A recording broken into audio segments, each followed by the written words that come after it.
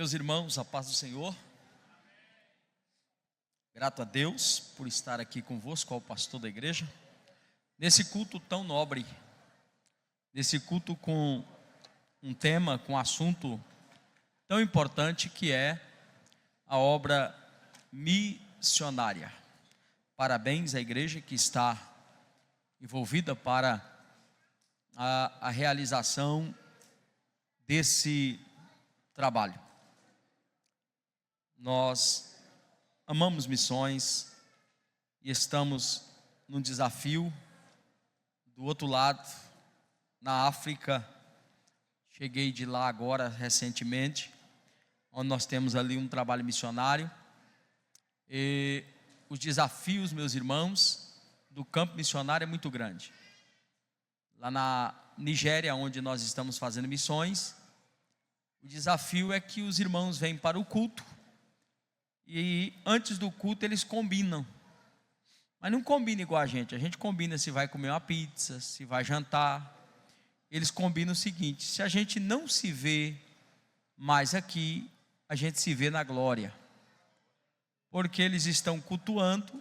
De repente entra o Boko Haram, que é um grupo extremista, põe fogo na igreja, joga bomba, mata os crentes dentro da igreja. Pode pesquisar aí que você vai ver que hoje o desafio é muito grande.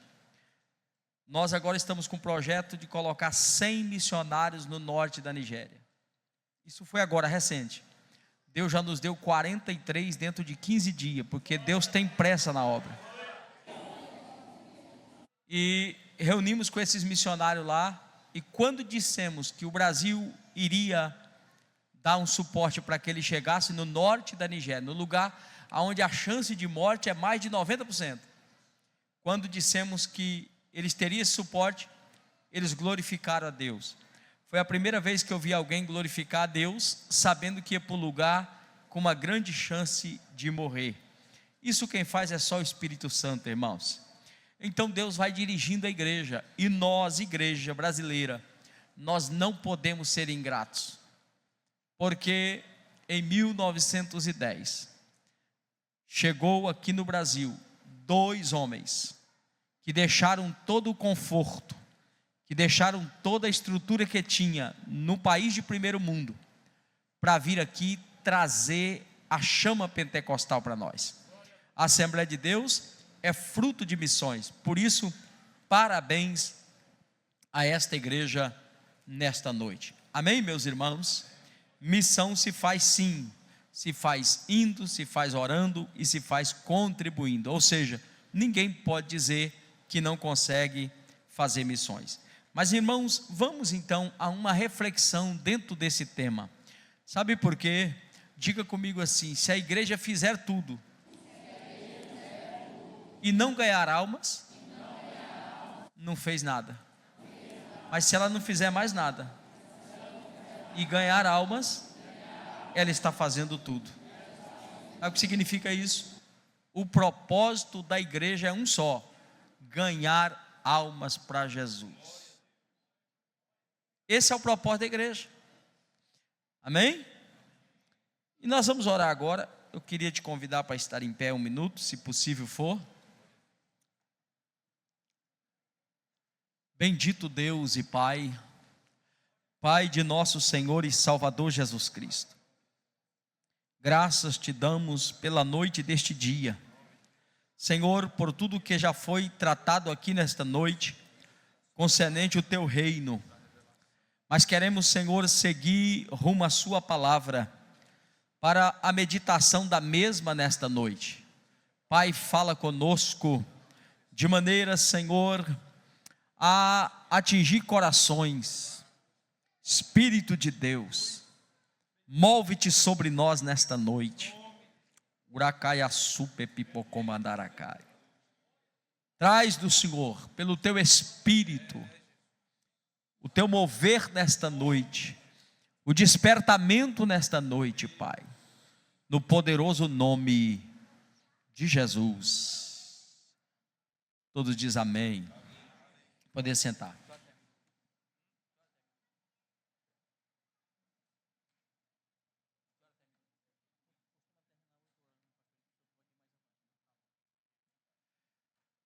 Meus irmãos, abra sua Bíblia comigo no Evangelho de Jesus, segundo escreveu Lucas.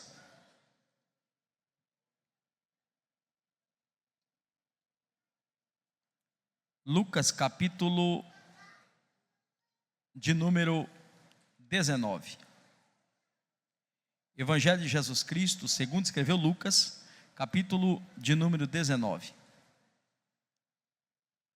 O versículo de número 9 e 10, para ganharmos tempos nessa noite. Lucas 19, o versículo 9 e 10. Disse-lhe Jesus: hoje veio salvação a esta casa, pois também este é filho de Abraão, porque o Filho do Homem veio buscar e salvar o que se havia perdido. Volta a sua Bíblia ainda no capítulo 18.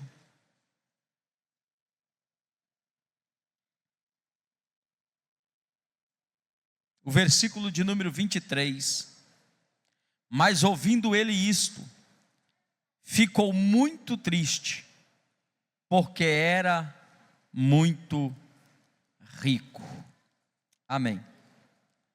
Meus irmãos, eu quero nessa noite lembrá-los que a função da igreja é pregar, é evangelizar. A pergunta dessa noite é: quantas almas você já ganhou para Jesus esse ano? Nós estamos no mês 9. Quantas pessoas você trouxe à igreja? Deixa eu melhorar para você, deixa eu te ajudar. Quantas pessoas você evangelizou? Quantas? Você já falou de Jesus para ela? Já é uma noite de conscientização. Quantas pessoas você está discipulando no momento? Sabe o que é discipulado? É você trocar a sua tarde de domingo para ir na casa dele, sentar com ele, abrir a Bíblia com ele, ensinar a ele. Quantas pessoas?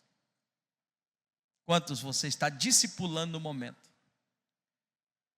Mas esquece essas duas perguntas, vamos para a terceira. Quem está aqui dentro congregando que você pôs para dentro? Pastor, aquele ali foi eu que ganhei para Jesus, aquele ali foi eu que evangelizei, aquele ali foi eu quem trouxe, aquele ali foi eu que alcancei. Quantos? Essas três perguntas, irmãos, ela revela que o assunto é sério, sim ou não? Sim ou não? Porque sem perceber, a igreja tem perdido o foco.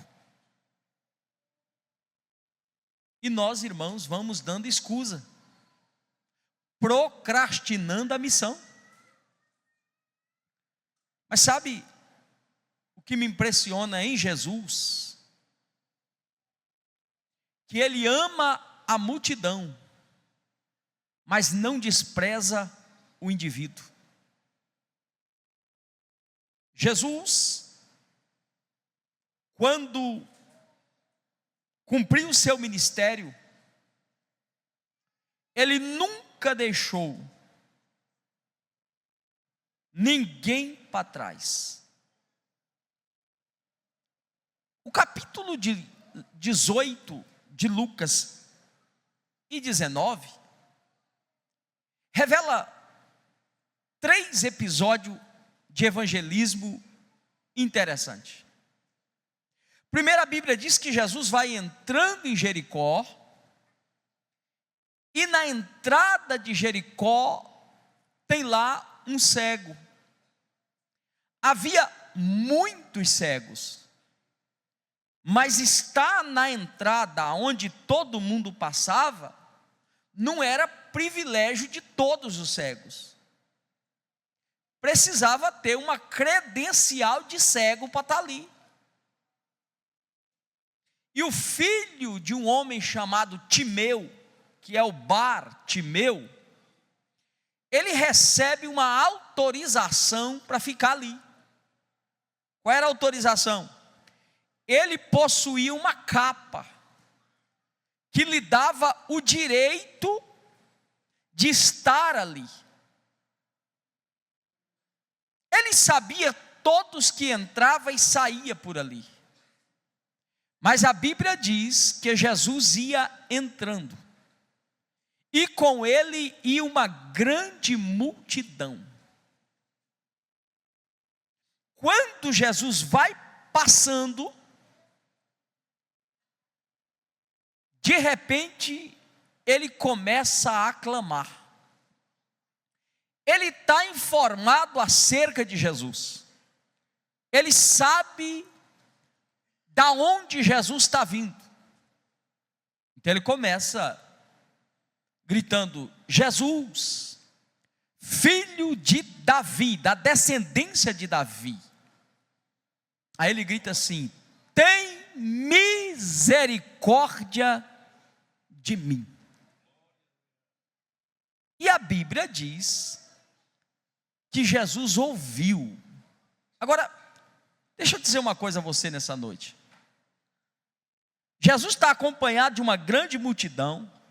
Tem mulher, tem menino, tem fariseu, tem questionador. Ou seja, irmão, a conversação, o barulho é muito grande. E lá vai Jesus, um aperta, outro empurra. Mas quando Bartimeu percebe o movimento, ele sabia. A audição dele dizia: tem alguma coisa diferente aqui. Que movimento é esse que está acontecendo? Você não está sabendo não o que foi? Jesus de Nazaré está vindo aí. Bartimeu então disse: hoje eu não perco a oportunidade. Deixa eu te dizer, tem oportunidade que não volta mais. Ou você pega ela na hora que ela passa, ou nunca mais você acha ela. Diz a Bíblia que ele começa a clamar. Aí eu li que a Bíblia diz que Jesus parou. Interessante isso. Tem uma multidão com ele, mas ele para por causa de um necessitado. Tem uma multidão, mas o clamor de um necessitado parou Jesus. Irmãos, nada detinha Jesus. Os demônios não pararam Jesus. Os religiosos da época não pararam Jesus. Nada parava Jesus. Mas o clamor de um necessitado parou Jesus naquele dia. Deixa eu te dizer uma coisa nessa noite. Jesus para nesse culto nesta noite, embora tenhamos aqui várias pessoas, mas Ele para só por você nessa noite. Ele para só para te atender nessa noite. Diz a Bíblia que Jesus para e manda chamá-lo. Os discípulos ficam impactados. Tão impactados que ficaram, que correram lá e disseram: olha, tem bom ânimo, porque Jesus está te chamando. Sabe o que os discípulos estavam dizendo? Meu amigo, se Ele chama, é porque Ele quer realizar algo na sua vida. Se Ele chama, é porque Ele tem o melhor para você. Se Ele chama, é porque Ele quer fazer algo por ti. Diz a Bíblia que quando Ele recebe a notícia, Ele toma uma atitude inusitada. Ele lançou de si a sua capa. Sabe o que Ele estava dizendo? Se Ele está me chamando, a partir de hoje, eu vou rasgar a minha identidade de cego, porque se Ele está me chamando, eu recebo um milagre hoje. Se Ele está me chamando, Ele vai transformar a minha vida hoje. Deixa eu te dizer, se Jesus te chama nesta noite, é porque Ele quer mudar a sua vida a partir de hoje. Diz a Bíblia, amados, que quando Ele chega, e isso é interessante, Jesus olha para ele e pergunta: que queres que eu te faça? Primeiro, é óbvio que o rapaz é cego, mas embora Deus saiba da sua necessidade, Ele te deu livre-arbítrio. Ele te dá o direito de escolha. Você decide. Deixa eu te dar uma informação nessa noite.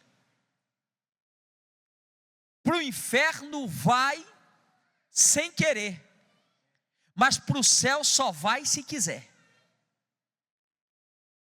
Para o céu só vai quem quer.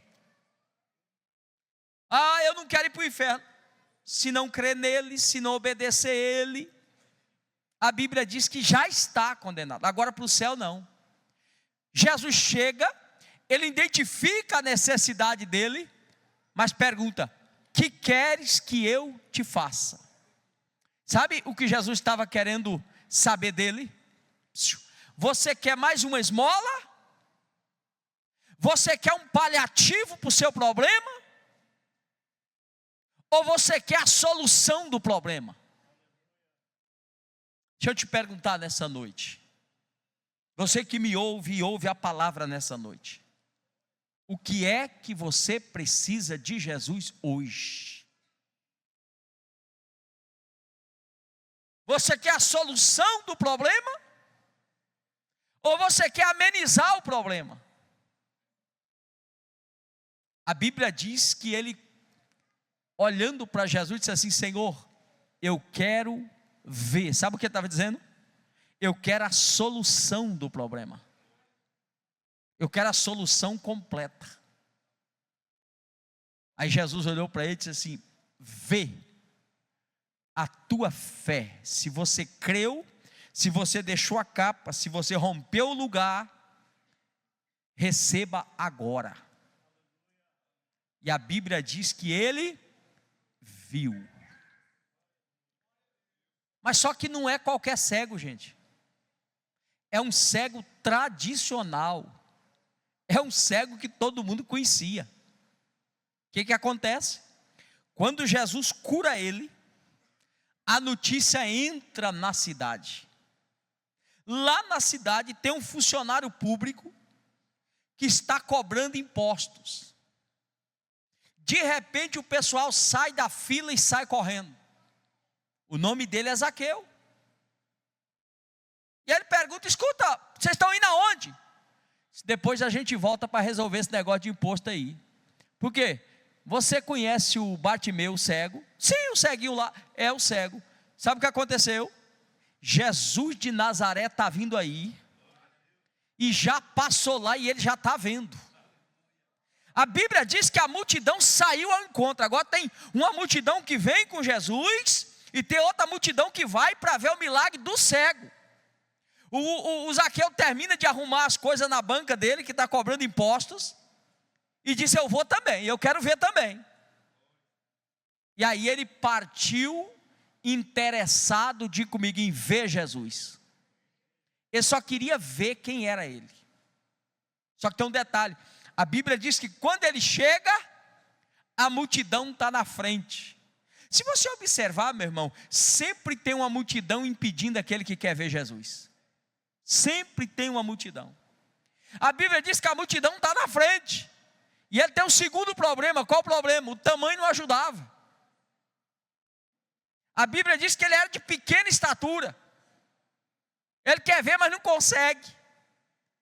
Diz a Bíblia então que ele não desiste, porque aquele que realmente tem sede de ver a Deus não desiste.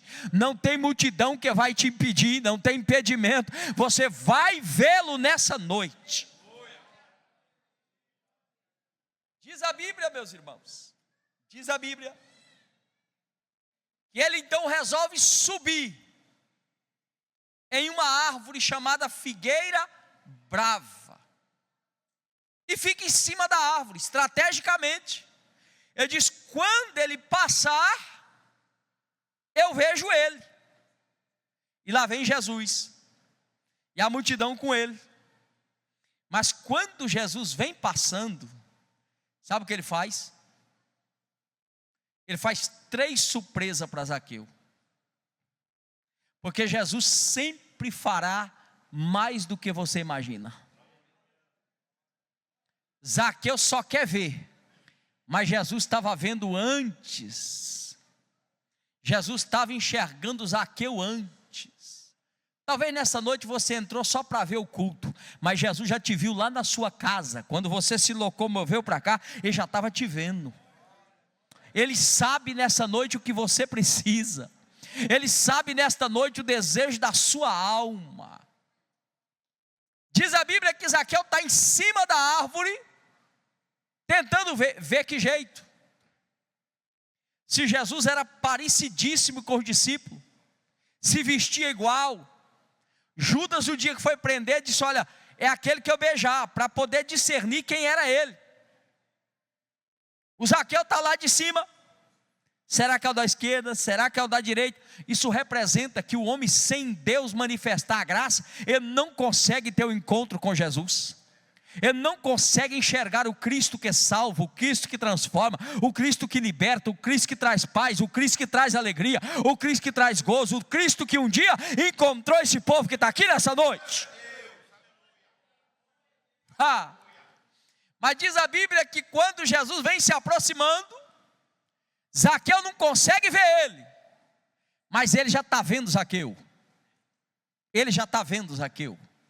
E diz a Bíblia que Jesus para debaixo da árvore que Zaqueu estava. Primeira surpresa. A Bíblia diz que ele olha para cima e diz assim: Zaqueu! Meu irmão, não me pergunte como é que ficou o coração de Zaqueu, não. Porque Zaqueu está pensando em ver ele. Ele já sabe até o nome dele. Talvez você veja aqui só para dar uma olhadinha nele, mas ele já sabe seu nome, ele sabe o teu endereço, ele sabe a tua vida. Por quê? Porque o Cristo que eu estou pregando aqui nessa noite, ele é simplesmente onisciente. É o Cristo que passou pela cruz, ficou só 6 horas lá. Ele já desceu da cruz, passou pelo túmulo, ficou só 3 dias. Ele ressuscitou, está sentado à direita do Pai. Ele vive! Ele vive! Quantos creem que esse Cristo está vivo e está aqui nessa noite? Primeira surpresa, chamou pelo nome. Igreja, Jesus é tremendo. Tem uma multidão com ele, mas ele para atender um cego. Tem 2 multidões com ele agora, mas ele para atender um homem trepado em cima de uma árvore.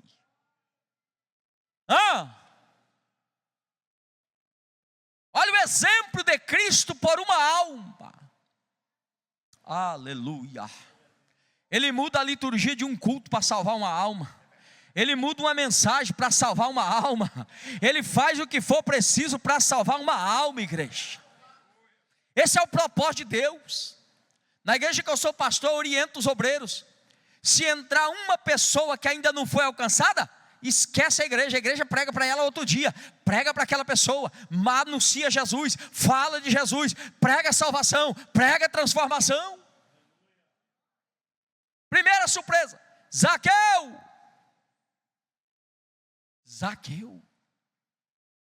Como é que ele sabe meu nome? Ele sabe. Já viu aquela mensagem que termina o culto, você fala: o pregador falou só para mim nessa noite. Será que alguém contou a minha vida? Não precisa contar, o Deus do pregador conta a tua vida. O Deus do pregador conhece a sua vida. Quem é que ele contou a vida um dia que você entrou na igreja? Deixa eu ver aqui se ele contou a sua vida. O dia que o pregador contou e você se entregou para Jesus. Foi aquele dia que ele comunicou ao seu coração a salvação, amém? Segundo, além de chamá-lo pelo nome, Zaqueu queria fazer o quê? Diga comigo, ver. Mas Jesus disse: não. Hoje me convém pousar na tua casa. Irmão, ele queria só ver. Jesus disse: não, rapaz, eu vou para casa contigo. Eu preciso mais de ti. Eu preciso mais da sua vida. Eu vou para casa contigo. Hoje me convém pousar na sua casa. E Jesus disse: tem detalhe, desce depressa. Sabe por quê? Deus tem pressa para salvar a tua alma. Deus tem pressa para perdoar os teus pecados. Pregador, eu vou aguardar mais um tempo. Mas você é senhor do tempo? Se a tua alma partir para a eternidade hoje, qual destino ela terá? Se você tombar hoje, qual destino terá a tua alma? Como eu posso esperar, se eu não sou senhor do tempo? Eu não sei se eu termino esse sermão, eu não sei se amanheço vivo amanhã. Tem alguém aqui que pode me dizer, com Deus ou sem Deus, amanhã eu estou vivo? Tem alguém aqui? Se você não tem essa certeza, atente o que disse a Jesus a Zaqueu: Zaqueu, desce depressa. O que eu tenho que fazer na sua vida é depressa. Ô irmão, sabe por que a igreja tem que fazer missão? Porque Jesus tem pressa. Jesus tem pressa, Jesus tem pressa, Jesus tem pressa em salvar aqui no Piauí, Jesus tem pressa em salvar na Bolívia, Jesus tem pressa em salvar na África, e tem crente aqui dizendo: Jesus, se depender de mim, o Senhor vai salvar com pressa. Diz a Bíblia que Zaqueu desceu, e quando eu chegar no céu, eu vou fazer uma pergunta para Zaqueu. O texto diz que Zaqueu desceu e recebeu Jesus o quê? Gostoso. Recebeu Jesus com alegria. Ou parece-me ver aquela cena. Zaqueu tinha uma má fama. Zaqueu era, irmãos, rejeitado na cidade, até pelo seu comportamento como funcionário público. Mas tem uma coisa: Zaqueu desce e vai sendo acompanhado por Jesus agora. Jesus e Zaqueu. Zaqueu e Jesus. E aí sabe o que eu leio na minha Bíblia? E vendo isto, a multidão começou a murmurar. Ei, há muita gente que não dá valor a você, que não valoriza a sua vida. Mas a partir do momento que você se aproxima de Jesus, eles começam a murmurar. Vai ser crente agora? Um tempo desse uma pessoa disse para mim assim: rapaz, a igreja dos crentes é tudo dos ex. Eis isso, eis aquilo, e foi falando. E eu disse: é verdade.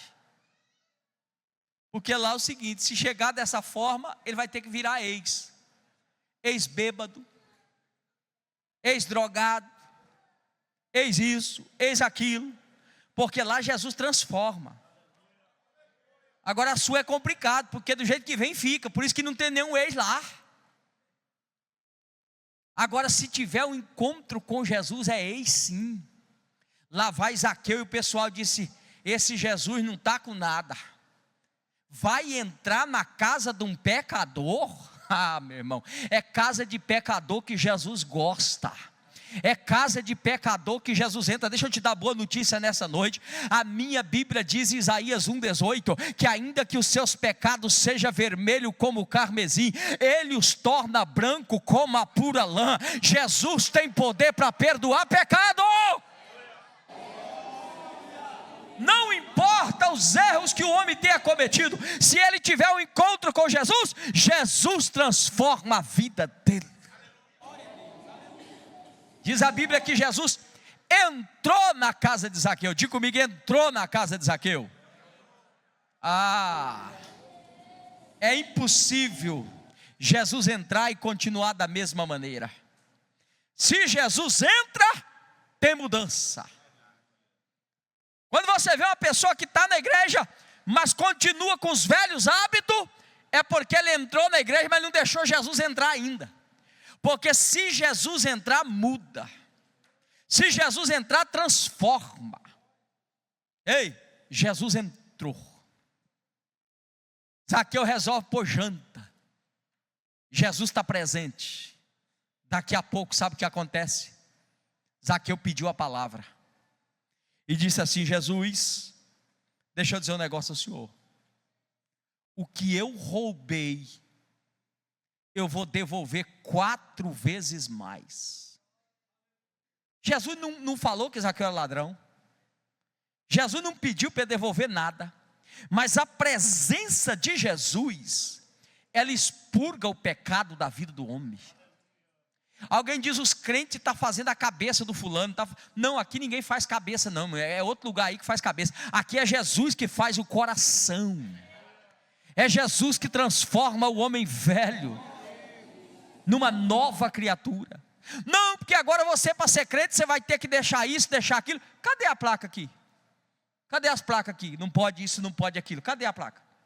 Não, senhor, não tem nenhuma placa de proibido aqui não. Aqui ninguém é proibido de fazer nada. Mas por que eles não fazem? Não fazem porque Jesus entrou. Não fazem porque Jesus transformou. Não fazem porque Jesus está lá. Ah, pastor, eu não consigo ser crente porque eu tenho um vício, eu tenho isso, eu tenho aquilo. Ei, deixa Jesus entrar na tua casa e você vai ver o que vai acontecer contigo. Diz a Bíblia que Jesus está presente e ele olha para Jesus e diz: Senhor, primeiro, o que eu roubei, eu vou devolver 4 vezes mais. Segundo, Jesus, metade do que eu tenho, eu vou dar. O menino já converteu sendo dizimista, irmão. Metade do que eu tenho eu vou dar. Quando ele disse isso, Jesus virou para os discípulos e disse: hoje veio salvação a esta casa. Jesus faz a terceira surpresa para Zaqueu. Ele disse: eu vou te salvar hoje, Zaqueu.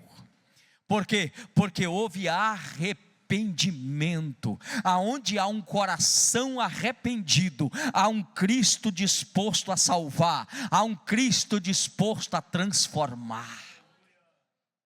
E aí a Bíblia diz que Jesus virou para os discípulos e diz: porque o Filho do Homem veio buscar e veio salvar o quê?